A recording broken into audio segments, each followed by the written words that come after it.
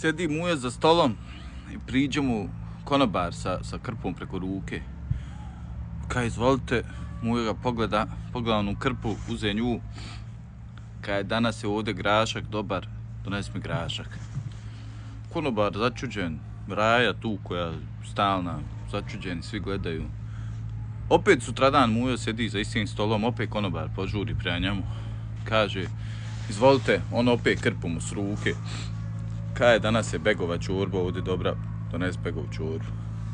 Konobar opet sav, ne može da vjeruje šta se dešava. I ono ništa, begovu čorbu donese. Kaj, vala, sutra ćemo morat nešto pripremiti.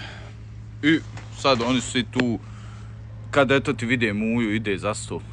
I konobar brzo u kuhinju uleti i tamo kuharica je on njoj krpu, daj bogati utrljaj malo na picu, hajde. I ona na brzinu utrlja na picu i on tamo prema njemu, izvolite, on opet krpu. Kaj, zar zorca kuharica kod vas radi?